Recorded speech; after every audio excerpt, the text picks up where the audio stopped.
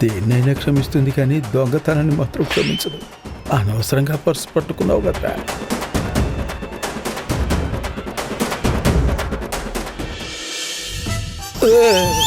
డబ్బు కావాలా అండి? గుడికి వెళ్ళి మన పేరు మీద పూజ చేయడానికే కదా. ఓ, దీనికి ఇలా అర్థమైందా? అవును మాధవి, మన దరిద్రాలు పోవాలంటే రోజు పూజ చేయాలి కదా.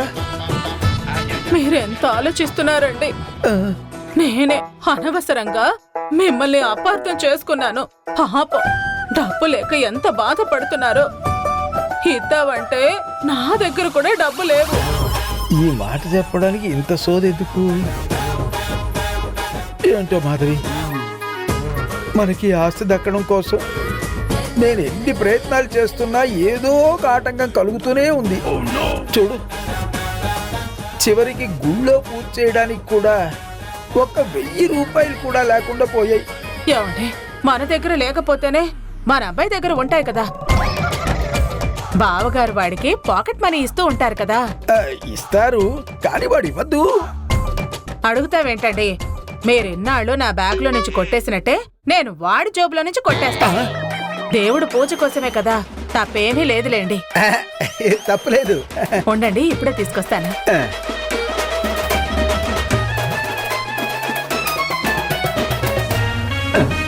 అమ్మయ్యా,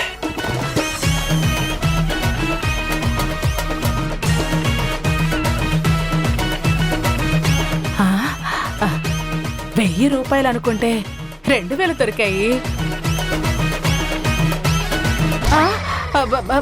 ఏం చేస్తున్నావే ఇక్కడ? అత్తయ్య గారు, అది నా మనవడి ఖర్చులకి డబ్బులు ఇస్తే వాడి జేబులోంచి డబ్బులు కొట్టేస్తావా?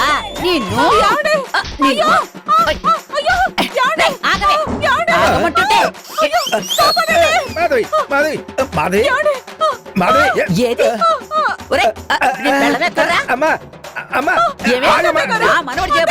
డబ్బులు కొట్టేస్తావా?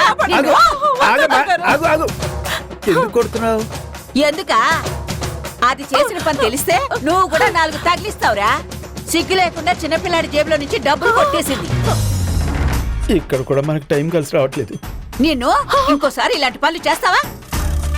అమ్మా ఆగమ్మా, ఏదో అవసరం వచ్చి తీసుంటుందిలే. అయినా కొడుకు దగ్గరే కదా. కొడుకు దగ్గరైనా సరే, తల్లి దగ్గరైనా సరే అడిగి తీసుకోవాలిరా. దొంగతనం చేయడం తప్పు. అయినా ఇప్పుడు దీనికి డబ్బులు అవసరం ఏమొచ్చిందిరా? వాడి మొహం చూస్తావేంటే? నీకేం కావాలన్నా తెచ్చిస్తున్నాడు కదా, అంత డబ్బులు అవసరమేంటి? ఏదన్నా కావాలంటే వాడిని అడుగు, తెచ్చిస్తాడు. ఇప్పుడు వాడి జేబులో డబ్బులు కనిపించకపోతే నా మనవడు ఏడుస్తాడు. ఇవ్వవే ఆ డబ్బులు, ఇలాగా ఇవ్వవే. చూస్తావంటే అమ్మ అడుగుతుందిగా, ఇచ్చాయి. ఇవ్వవే, ఇవ్వమంటుంటే. ఇంకొకసారి వాడి జేబులో చేపెట్టావని తెలిసిందనుకో, వేళ్ళు తీర్చేస్తావు. జాగ్రత్త. కొడుక్కి డబ్బులు ఇవ్వాల్సింది పోయి వాడి దగ్గర కొట్టేస్తావా? అవును, నీ దగ్గర డబ్బులు ఉన్నాయారా? నాకు ఇప్పుడు డబ్బులు అవసరం ఏముందిలేమ్మా. ఏం కావాలన్నా అన్నయ్య వదిన ఇస్తున్నారు కదా. ఎంత ఇస్తే మాత్రం బయటికి వెళ్ళేవాడివి ఖాళీ చేతులతో వెళ్తావా? ఇందా ఈ డబ్బులు ఉంచుకో.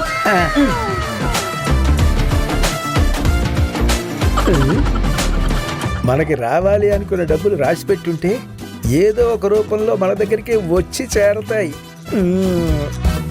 అమ్మా, నన్ను ఎంతలా కొట్టేవే. ఇప్పుడు అర్థమై ఉంటుంది దెబ్బల బాధ ఎలా ఉంటుందో. పాపం, నా కోసం డబ్బులు కని వెళ్ళి నువ్వు దెబ్బలు తిన్నావా?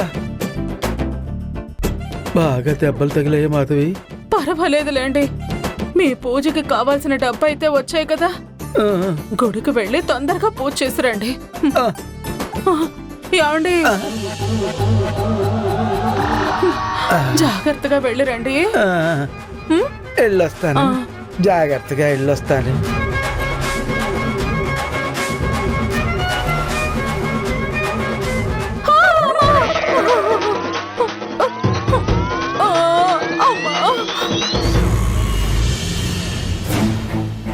Good morning madam. Good morning madam. Good morning.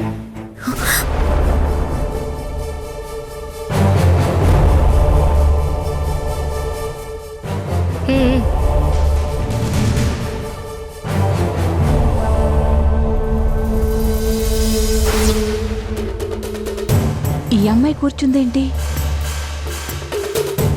Good morning. వీళ్ళకి నువ్వు మేడమ్మా? చెప్తా. రాధా, వాటర్ బాటిల్ ఇవ్వు.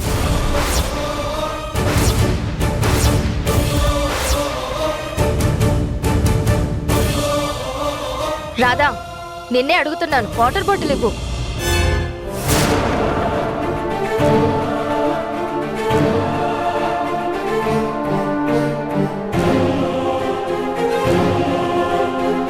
మేడం అంట మేడం, నువ్వేంటో నీ స్టేటస్ ఏంటో ఒక్క దెబ్బతో అందరికీ అర్థమయ్యేలా చేశాను చూడు.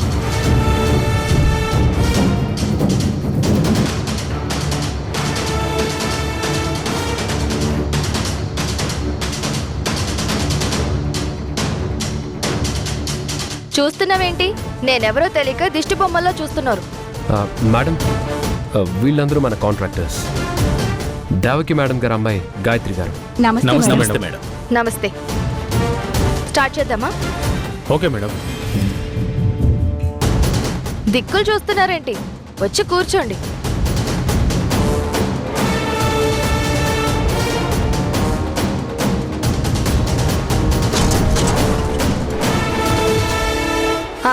చెప్పండి. మేడం, వాళ్ళు ఆల్రెడీ వాళ్ళ కొటేషన్స్ ఇచ్చారు. అన్నీ ఈ ఫైల్లో ఉన్నాయి. ఇప్పుడు మనమే చెప్పాలి. తెలీదా? మనమే చెప్పాలన్న సంగతి నాకు తెలీదా? మనం చెప్పకుండా వాళ్ళు పని స్టార్ట్ చేస్తారా? కొటేషన్స్ ఇంత ఎక్కువ ఇచ్చారేంటి అని అడుగుతున్నాను. లేదు మేడం, మార్కెట్ ప్రైస్ కంటే ₹1 తక్కువే వేశాం. అయినా దేవకి మేడం వాసుదేవ్ సార్ల దగ్గర కరెక్ట్ గా ఉంటాం మేడం. ఒకటి చెప్పి మరొకటి చెయ్యం మేడం. ఇలాంటి మాటలు చెప్పే మా అమ్మా నాన్నల్ని పిచ్చోళ్ళని చేసి ఆడుకుంటున్నారు.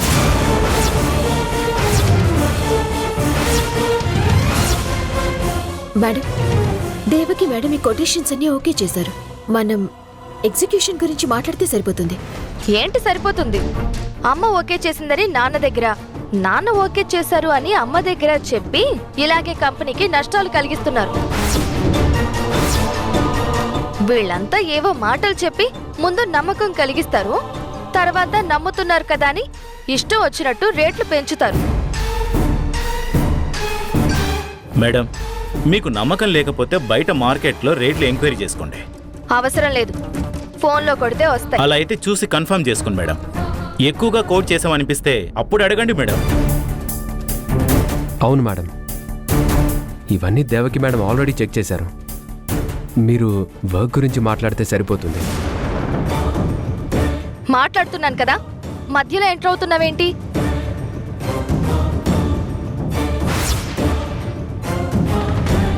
Sorry madam.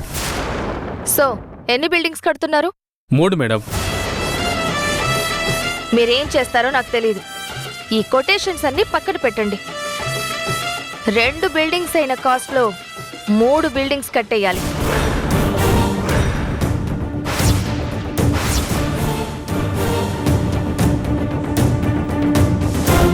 రెండు బిల్డింగ్ కాస్ట్ తో 3 బిల్డింగ్సా? అలా ఎలా కుదురుతుంది మేడం? మేడం, ఏంటి కుదరదా? ఎందుకు కుదరదు? ఒక సిమెంట్ బస్తాకి ఎన్ని బస్తాలు ఇసుక వేస్తారు? 2 బస్తాలు. 4 బస్తాలు వేయండి. గ్రావెల్ ఎంత వేస్తారు? 4 బస్తాలు మేడం.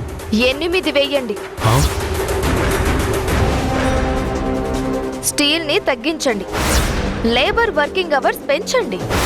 అప్పుడు 2 బిల్డింగ్స్ కాస్ట్ లో 3 కాదు 4 బిల్డింగ్స్ కట్టొచ్చు. రాధా గారు, అసలు ఈవిడ దేవకి మేడం గారి కూతురేనా? ఏయ్, ఏం మాట్లాడుతున్నావు? లేకపోతే ఏంటి మేడం, ఎవరైనా రూపాయి ఖర్చు ఎక్కువైనా క్వాలిటీ బాగుండాలి అంటారు. మీరేంటి కల్తీ చేసి కట్టమంటున్నారు? మీరు చెప్పినట్టు కడితే అసలు బిల్డింగ్ ఉంటుందా?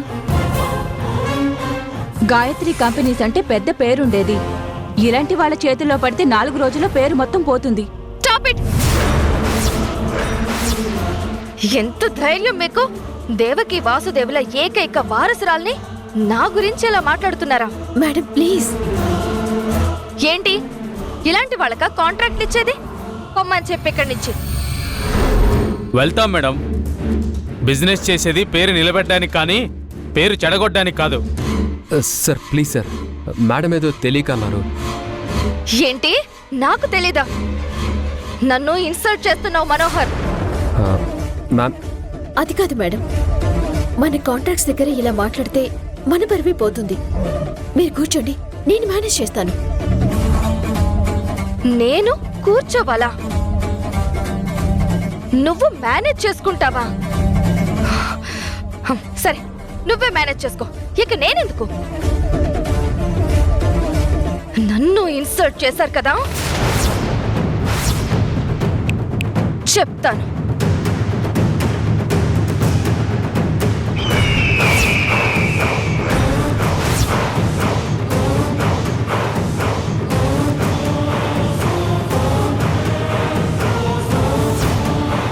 ఏంటి మేడం ఇది?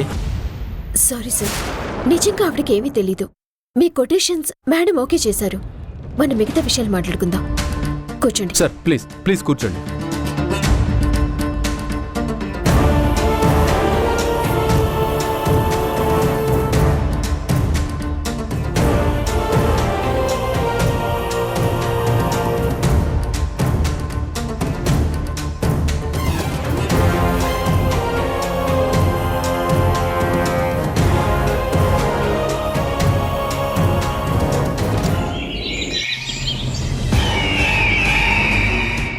అక్కడ వర్షాలు ఎక్కువ ఉన్నాయంట కదా, జాగ్రత్తగా ఉండండి.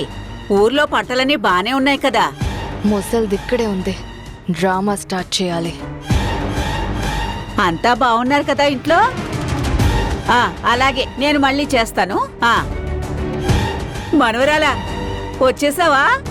మీటింగ్ ఏమైందే? బాగానే జరిగిందా?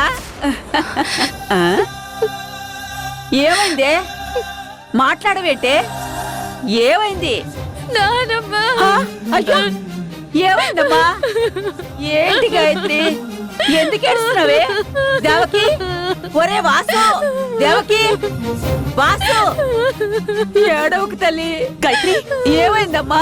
గాయత్రి, ఏమైంది? ఏమైందని అడిగితే ఏమీ చెప్పట్లేదు. గాయత్రి, ఏమైందమ్మా? గాయత్రి, ఏమైందమ్మా? ఏమైందమ్మా? ఏమైందమ్మా? ఎవరైనా నిన్నేమైనా అన్నారా?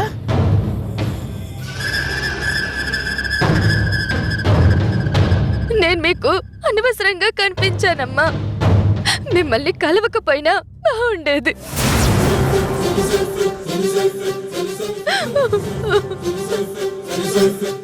ఏంట పిచ్చి మాటలు? చూడు, ఇలా చూడమ్మా. ముందేమైందో చెప్పు. లేదమ్మా, నేను నిజంగానే అంటున్నాను. ఎన్నాళ్ళు మీకు నేను దూరంగా ఉన్నా, నా ఎడబాటు వల్ల మీకు బాధే తప్ప పరువు పోయే పరిస్థితి లేదు. ఇప్పుడు నేను వచ్చి మీ పరువు పోవడానికి కారణమవుతున్నా. నీ వల్ల మా పరువు పోవడం ఏంటమ్మా? ఈ రోజు జరిగింది అదే నాన్న. నా వల్ల మీ పరువు మొత్తం పోయిందట.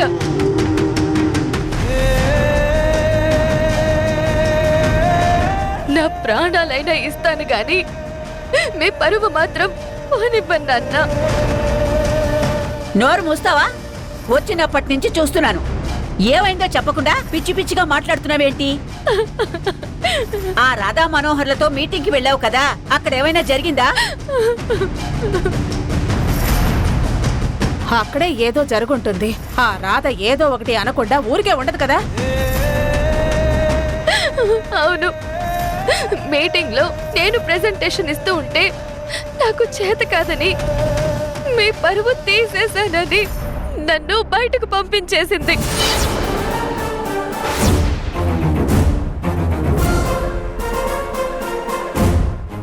కావాలంటే మీ నుంచి దూరంగా అయినా బ్రతుకుతాను. అయ్యో కానీ మీ పరువు తీసే పని మాత్రం నేనెప్పుడు చెయ్యను. అదేదో అనడం ఏంటి? నువ్వు మాకు దూరం అయిపోవడం ఏంటే? అసలు నిన్నండానికి అదెవరు? ఏమో నానమ్మా, ఈరోజు ఆ రాధ చేసిన పనికి అందరూ నన్ను చూసి నవ్వారు. నాకు చాలా ఇన్సల్టింగ్ గా అనిపించింది. అమ్మా నాన్నల కష్టం పంచుకోవాలనుకోవడం నేను చేసిన తప్ప, బాధ్యతగా ఉండాలి అనుకోవడం నా తప్ప. తప్పేం లేదమ్మా, కానీ రాధెందుకలా అంది? నువ్వు ప్రెజెంటేషన్ సరిగా ఇవ్వలేదా? అరే, అదక్కడ అవమానించిందని నీ కూతురు ఏడుస్తుంటే అది చేయలేదు ఇది చేయలేదని దీన్ని ఆరా తీస్తున్నావేమిటి? అవునదిరా, మన అమ్మాయిని ఒక మాటనే హక్కు రాధకెవరిచ్చారు? పైగా అంతమంది ముందు అవమానిస్తుందా? చూడండి ఎలా ఏడుస్తుందో. ఎన్నాళ్ళు ఎదురు చూసి ఎన్నో పూజలు వ్రతాలు చేసి కూతుర్ని ఇంటికి తెచ్చుకుంది. ఏడుస్తూ ఉంటే చూడటానికా? అయినా ఆ రాధకి రోజు రోజుకి ఎక్కువైపోతోంది. ఎందుకు ఊరికే ఆవేశపడతారు? ఇప్పటికే చాలాసార్లు రాధను అపార్థం చేసుకుని తప్పు చేశారు. రాధతో మాట్లాడి ఏం జరిగిందో తెలుసుకునేంత వరకు ఎవ్వరూ ఆవేశపడకండి. నాకు తెలుసు మీరు ఇలాగే మాట్లాడతారని. నా వల్ల పరువు పోయిందని ఆ రాదంటే మీరు అదే నమ్ముతారు.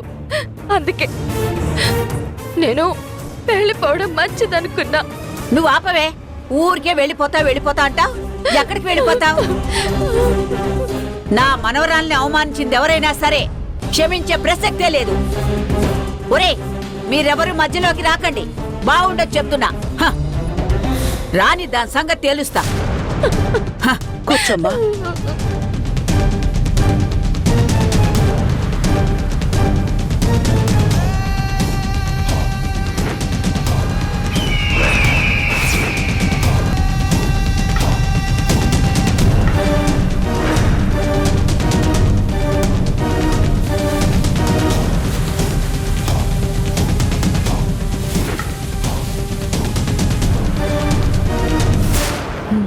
ఇన్సల్ట్ చేస్తావా రాధా?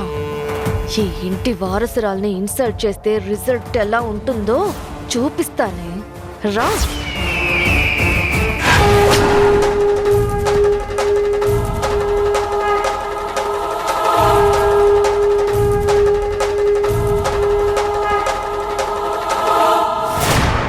Madam, meeting success.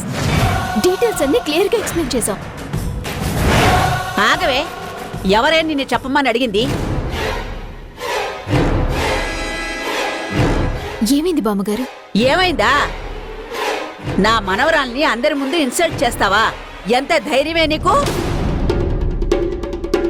బామ్మగారు, తనని మేము ఇన్సల్ట్ చేయడం ఏంటి?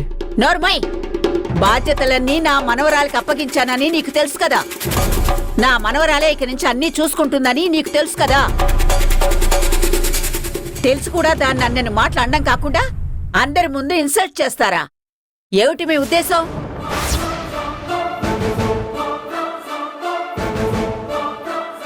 ఏముంది, మన గాయత్రికి బాధ్యతలు అప్పగించడం వాళ్ళకి ఇష్టం లేదు అని అర్థం. అవునవును, గాయత్రికి బాధ్యతలన్నీ అప్పగిస్తే తర్వాత వీళ్ళ ఆటలు సాగవు కదా, అందుకే ఇష్టం లేదు. మేడం, మీరు తప్పుగా అర్థం చేసుకుంటున్నారు. మేమేం గాయత్రి గారిని ఇన్సల్ట్ చేయలేదు. అక్కడ తను సరిగ్గా ఎక్స్ప్లెయిన్ చేయలేకపోతే మీటింగ్ డిస్టర్బ్ కాకూడదని మేం చేశామంతే. గాయత్రి గారేమో కోపంగా అక్కడి నుంచి వచ్చేశారు. వచ్చాక అక్కడ దాన్ని అవమానిస్తుంటే తలదించుకుని పడుండమంటావా? నువ్వు చేసిన పనికి ఇక్కడ కంటే అనాథాశ్రమంలో ఉండడమే మంచిదని నా మనవరాలు ఇంటి నుంచి వెళ్లిపోవడానికి కూడా సిద్ధమైంది.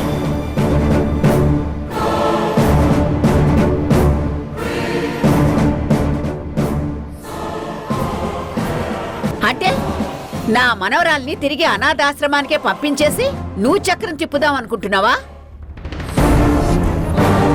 నేను చక్రం తిప్పడం మాట అటుంచితే తను మీ మనవరాలు కాదని తేలితే తిరిగి అనాథాశ్రమానికి వెళ్ళటం ఖాయం.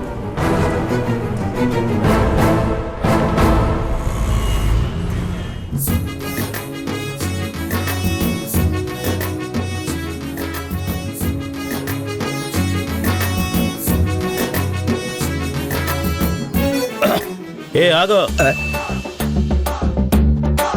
ఏంటిది? 500 రూపాయల నోటు. 500 షూటింగ్ లో వాడే నోట్ ఇచ్చి ఫుల్గా మెక్కిపోదాం అనుకుంటున్నావా? షూటింగ్లు వాడేదా? ఏయ్, వీడెవడో తినేసి వెళ్ళిపోతున్నాడు, రారా.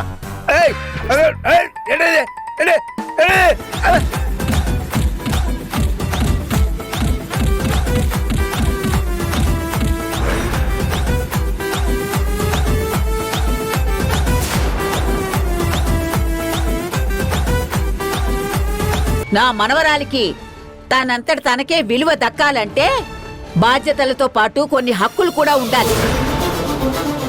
కొన్ని నిర్ణయాలు తీసుకునే అధికారం కూడా ఇవ్వాలి. అది ఇప్పుడే జరిగిపోవాలి.